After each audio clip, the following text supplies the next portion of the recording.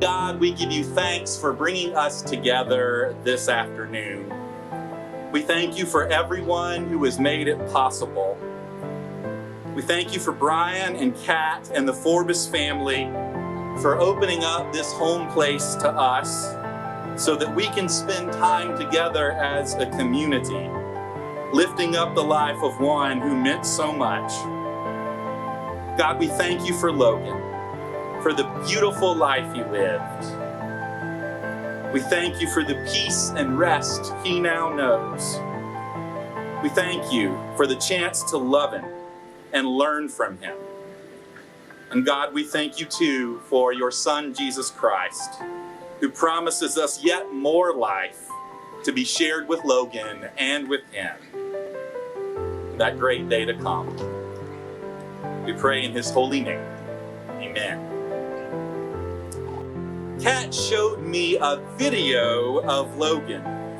In fact, they were recording, I think, something else on the phone, but you can see Logan in his chair just enter the frame, riding through the yard. He's on his chair and it's wide open. And he's just bouncing everywhere. His head's just bobbling there back and forth with every single bump, but he shows no signs of slowing down. And at that video and at him, you cannot help but smile and laugh. You cannot help but picture it if you haven't seen it. And picture the boy that we know as Logan. I think there's a world of difference in knowing about Logan Forbis, the child of our community born with X-linked myotubular myopathy, or MTM, and then actually knowing him for real. To hear about him is to have your heart burdened. A child born with a rare neuromuscular disease, one that prevents his muscles and thus his spine from fully developing, one that means he will not be able to breathe fully or swallow fully on his own, one that leaves him in some pain.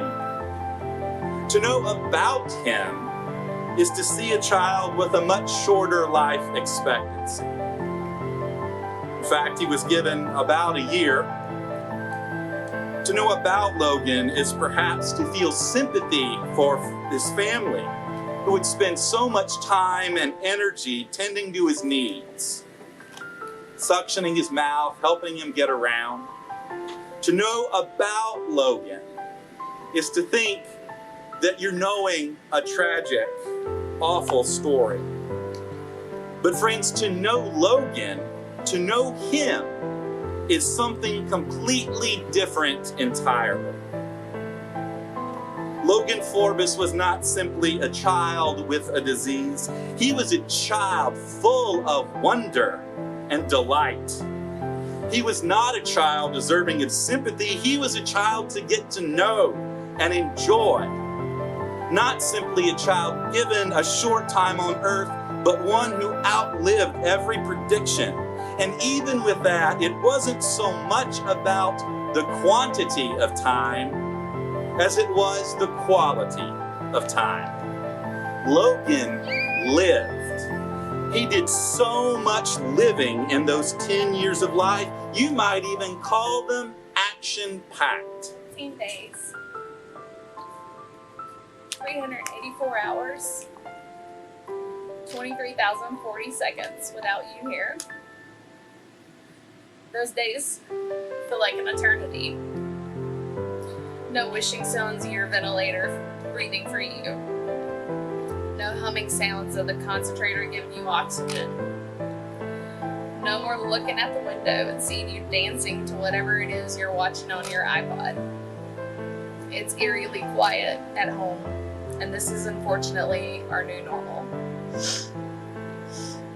Logan Jay Forbis was born February 6th of 2012. That was the day our lives changed forever.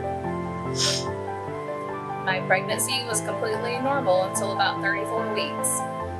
I began to develop excess amniotic fluid, swelling, and decreased fetal movement. suddenly became a high-risk pregnancy, even though Logan seemed fine on ultrasound. Logan was taken at 39 weeks by a scheduled C-section. During the C-section, something didn't seem right. When they pulled Logan out, he was floppy and struggling to breathe. Logan was whisked away to the NICU, where they started him on a CPAP to help with his breathing. When I finally left the PACU, they wheeled me into the NICU, where I saw my tiny little 5-pound, 9-ounce baby. I couldn't wrap my mind around what was happening with Logan. There I was, a first-time mom, with huge hopes and dreams for my baby boy, and suddenly those dreams became questionable. I could go on all day about the ups and downs of life in the NICU, but let's talk about when Logan really started to live life. April 16th of 2012, we received a devastating diagnosis of X-linked myotubular myopathy. MTM is so rare and so unheard of that doctors could not tell us much. One word of advice is, do not use Dr. Google. It is not pretty. If you don't know, MTM is so rare that there's only around 300 affected people in the world. That number is mind-blowing. We did our research and came across the Joshua Fraze Foundation. Paul and Allison Fraze lost their son Joshua at the age of 15 to MTM, but they were so helpful in such an unknown time. We were able to join the Facebook group for MTM families, connect with them, and quickly learn how different MTM is for every child. Logan came home from the NICU with just a G-tube and a suction machine at 4 months old. He was very weak and struggled to breathe. Those were some scary and challenging times. At the time, I was not working because someone needed to be with Logan 24/7. There were times that Logan needed to be resuscitated because he choked on his own secretions. In August of 2012, Logan had a very scary medical emergency at the pediatrician's office. He spent 6 weeks in the hospital and came home with a tracheostomy, home ventilator, and tons of medical supplies. The trach was the best decision ever. Logan began to thrive and his personality shined. We had home health nursing, speech, PT, and OT. Let me tell you, all of those people are absolute angels. They made a huge impact on how well Logan has done in his life. One of my favorite Logan memories is when he was doing a passing mirror valve trial. If you don't know what a PMV is, it allows for people with trachs to vocalize. Logan found that if he stuck his finger in the valve, he could make a honking sound. And just the laughter on his face, like that's one of the moments that I will always treasure with him. Logan was never defined by MTM.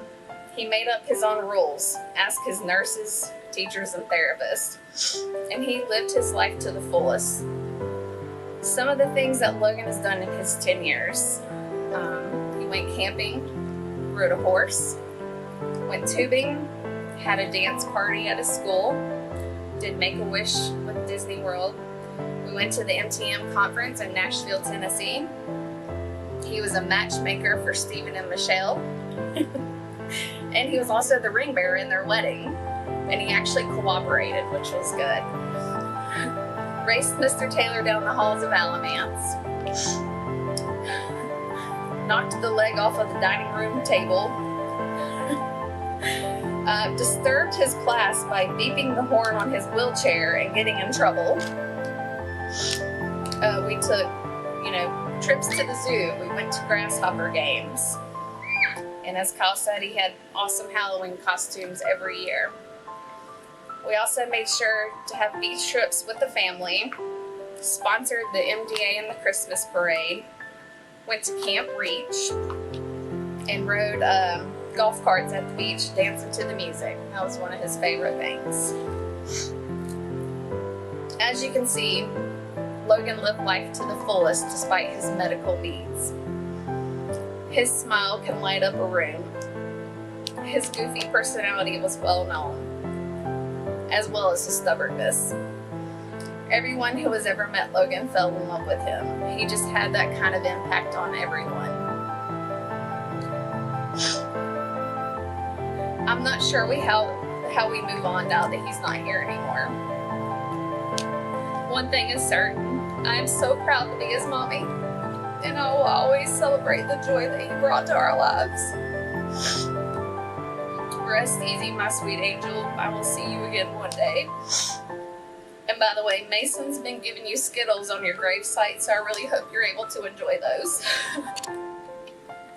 Alrighty, bear with me on this. In 10 years, we had doctors, nurses, therapists, and even folks from the DME company become members of our family. All these people helped Logan grow and thrive throughout the years. If you see someone wearing a purple necklace beads around their neck, they represent Logan's incredible nurses and therapists. The silver beads represent Logan's doctors and hospice team, and the red beads represent Logan's teachers. If any of you are wearing these beads, please stand if you're not standing already. And we thank you, because we couldn't be here with Logan doing what we're doing.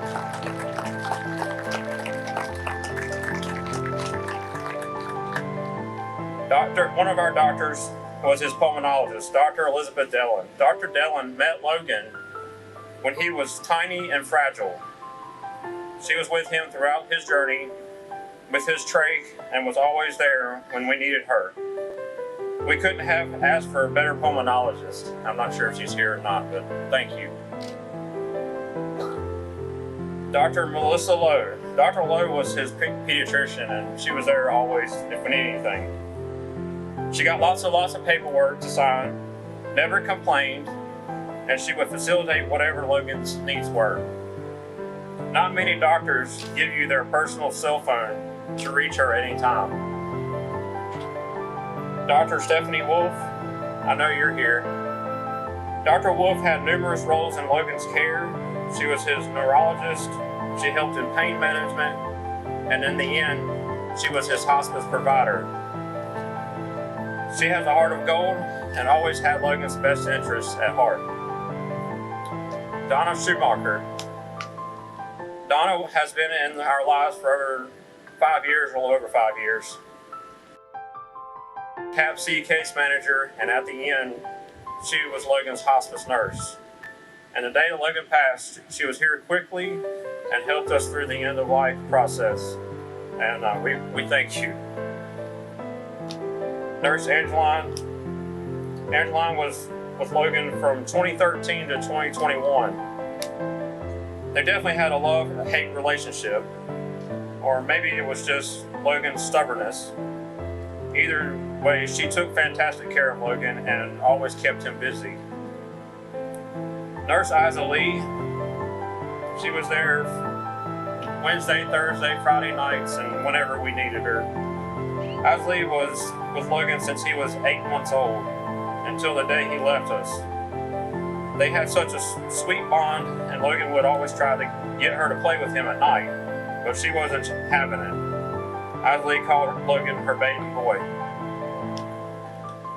Nurse Amy. Amy has been with Logan and us for the last 2 years. They had a very special bond with each other, and his favorite word with her was no. And there are so many other people that made a huge impact on Logan's life. And if we named them all, we would literally be here all night and until tomorrow. He thrived and did so well for so long because of his team of doctors, nurses, and therapists. So we thank you, because y'all did a great job. Over the past 10 years, our family, friends, community, church, fire departments, employers have rallied around us to support Logan, and we cannot thank everyone enough for their support through the years. Logan is a very special boy and made a huge impact on us, along with anyone he met. We miss him terribly, but we know he is now free from tubes, wires, running around, causing all kinds of trouble, and we thank you. I'd like to say hello to everyone. Pastor, what a great message. I mean, I think you hit on so much. I am Eric Taylor, the former principal of Alamance Elementary, and Logan was indeed my buddy. And I think we've heard about our races. I think it's important to know that Logan always wanted to say go. And if you know him, you know why he always wanted to say go. So he could beat my bottom. But today, I thought about writing something down, but I wanted to come from the heart. And I just wanted to say, as a community of faith, because this is a faith-based community, we know that Logan is in heaven. And we know that Logan is running around right now, unstoppable. Nobody can catch him. And he has so many years to run around, and he's ready to, and he's always had the space. Now he just has the time and the legs, and he's ready to go. And for that, we should all be excited. We should be understand the blessing that he has right now, the opportunity he has right now for him. And I also just want to say thank you to this community of heroes. Mom, Dad, the whole family, the community that has embraced Logan. He is here right now. He can't talk right now to us, but he is saying thank you to each and every one of you, because we can't be here today if we don't recognize you didn't know him and you don't know the family, if you don't know the struggle. There has been real struggle these 10 years. That was him popping that balloon right there to let you know he was here. And if you know him, you know that there has been struggle. But this community of heroes, that is the awesome thing. That God has been watching how we have supported Logan, how we have shared the love of God to him to support his child. And I know we may or may not believe that there's tests in life, but I am so thankful to the people who have been heroes to me, because you have shown the love of Christ in serving this family and serving Logan, and God is appreciative of what you all have done. You are role models to me. If there's anything that I've given Logan, he's given 100% more to me. This community has given 100% more to me in their love and compassion and reaching out. And look who's out here today. Those who love and care about him and care about this family. And for that, we cry, but we also cry tears of joy. We cry tears of joy because our purpose is not done yet. There is so much more that we as a community are going to do for others that is only continue to impact this earth. And so I'm appreciative of this day, of Logan's life. That's just the beginning of what God has called for all of us to do. I'm not a minister, but I just know I've seen the love of God here the last 10 years. It's just starting, and there's more for us to do. And Logan is with us, whispering in our ears, whispering in our hearts, saying, you got more to do. You got more to do. You got more to do.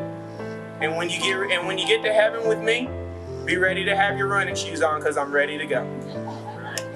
You know, all that disappointment and that depression that I had from the job that really didn't mean much to me, it disappeared. And my mission became Logan. Logan literally saved me. I will always say that. He and I will forever have that connection. I could read Logan's face and eyes quite well. Even though I didn't see him all the time, I could tell. And usually I could get him to tell me the truth, even if I was down in his face whispering. But that boy loved his mom and daddy and his brother and sister and his grandparents and everybody. And he did everything he could to protect them. But I am so thankful he had you guys, because not every kid gets that. Every time I saw Logan, it was Logan's world, and I was just living in it. He was always eager to get off to his next activity or be reading or watching his iPad, get back to school. And so I just needed to hurry up and get done what I needed so he could go live his life. And then when he came back to see me the next time, it was clear that something had changed. He was the most patient I have ever seen him. And he didn't mind that I examined him, and he didn't push me away. He didn't have places to go and people to see. When Charlotte and Logan began kindergarten with their friends in Mrs. Weitzel's class, it was storybook. They became fast friends, and Charlotte and Emma are still besties. One of the things about the beginning of school is to learn where to go in kindergarten if there's a fire drill or a tornado drill. And the day that they had their first lockdown drill for safety, Charlotte came home and explained how they practiced, and the procedure was that Logan would go into the bathroom first with his nurse, Miss Angeline, and the class would follow. And she reiterated to us that it was extremely important that Logan goes in first. And she told us that 5 times that evening. And so after that day, I knew that Logan was someone who was very important to her and still is to this day. My mom fell in love with Logan on a class field trip. The class went to Quaker Lake to a pumpkin patch and read stories, and Mom was there having a good time and sending me text updates. And I think it was Kat, it might have been Brian, but I'm pretty sure it was Kat brought Logan later. And they pulled up just in time as the class was jumping on a hayride. And so everyone waited, watched the car approaching, and out gets Kat, and Logan starts to get on the hayride. And the class goes wild. Big man on campus, most popular person there. So everyone gets settled and the ride is about to take place. And I'm pretty sure it was Devin Hollett, Mom says, puts an arm around Logan and goes, "Logan, man, I thought I'd never see you again." And the hayride took off, and my mom has loved Logan ever since. Now, some of you guys may not know that I was Brian's English teacher in high school, and he was a great student. And I've never said it out loud before, but I very much hoped that Logan would be in my class too. And although that can't happen, I sure hope to teach Madison and Mason and Emma one day. Although hopefully Madison and Mason won't be in the same class. And ironically enough, although I won't be Logan's teacher, Logan has been our teacher and taught us a tremendous deal about grit and strength and love. Thank you. The day he was born, I showed up at the hospital late as usual, not expecting to find my grandson and my daughter. Only to find my daughter in tears and Logan nowhere to be found. So I went looking for him. Found him in the, what you call it, Kathy, a NIC unit, into the hall, and a nurse attended him. And he had wires, tubes running all over him. So I asked the nurse, I said, what's wrong with my grandson? She said, we don't see many like Logan. He's a floppy baby. I said, a floppy baby, what's that? She said, well, for some reason his muscles haven't developed like they should. And she said, would you like to hold your grandson? I said, is that possible with all these wires and tubes and stuff on it? She said, yes, it is. She said, it'll take a little work, but we can work it out. So she had me sit down and she worked all the wires and tubes around and put Logan in my arms. And the reason I came up here is to say a bunch of thank yous. I want to thank that nurse. She spent about an hour with me talking about the things we'd have to do to take care of Logan and bring him around. I don't remember her name. I've never met her again since. But whoever she is, I want to say thank you for taking that time and giving me my first lesson and helping take care of Logan. And there's so many people that we can thank. There's doctors, nurses. I'll call Logan's nurses Logan's angels. They're fantastic. And if you've ever spent a night, all night long, taking care of Logan, you know they earn their pay. Because it's a long night. A long night. Logan don't always cooperate. He don't go to sleep all night long most of the time. He has to be suctioned. He has to be cared for. You have to stay awake. You have to look after him. Those ladies did it night after night after night after night. And I just loved Logan's Angels.